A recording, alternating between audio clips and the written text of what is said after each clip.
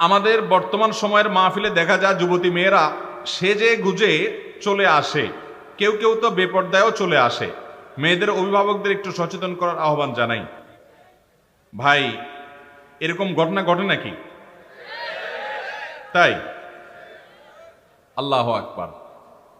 দেখুন, মাহফিলে মেয়েদের ওয়াজ শোনার ব্যবস্থা আছে, এটা ভালো, কিন্তু এটাকে যদি পিকনিক বানায় ফেলান, এটাকে যদি যাত্রাপালার মতো বানায় ফেলান, সেটা খুবই দুঃখজনক।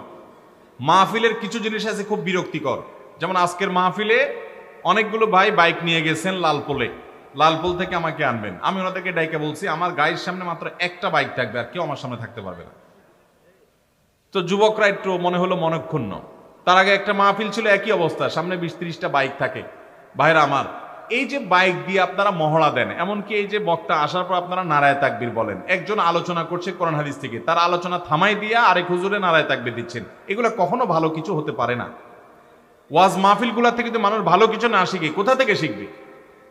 ওয়াজ কোরআন হাদিসের আলোচনা এটা বন্ধ করে দিয়ে আপনি আরেকজনটা নারায়ে তাকবীর দিচ্ছেন, না, এটা কখনো প্রশংসনীয় হতে পারে। আর যুবক ভাইরা মোটরসাইকেল নিয়ে মহড়া দিচ্ছেন বক্তা সাহেবের আগে দিয়ে। বাংলাদেশের সব মাহফিলে প্রায় হয় 20-30টা 40টা 50টা মোটরসাইকেল দিয়ে মহড়া দেয়। আবার অনেক হুজুর আছে মহড়া না দিলে নাখোশ হয়। আমার কাছে মহড়া দিলে বিরক্ত লাগে, আমি খুব কষ্ট পাই।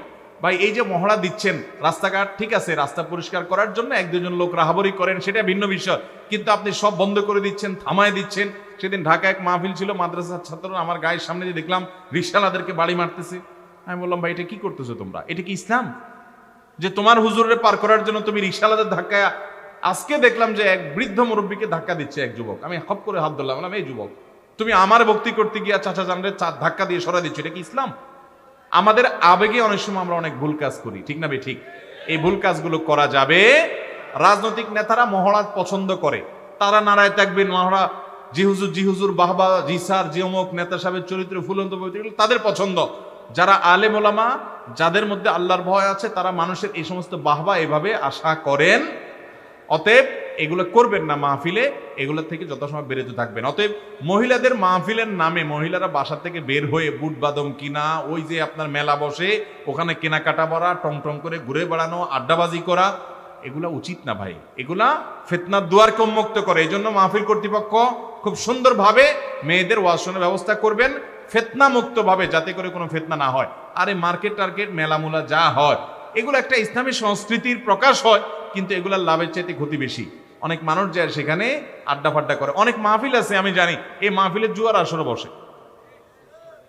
ওই যে বাজারা বসে, বাজারে কি বসে? জুয়ার আসর বসে। আল্লাহ আমাদেরকে এগুলোতে বেঁচে থাকার তৌফিক দান করুন।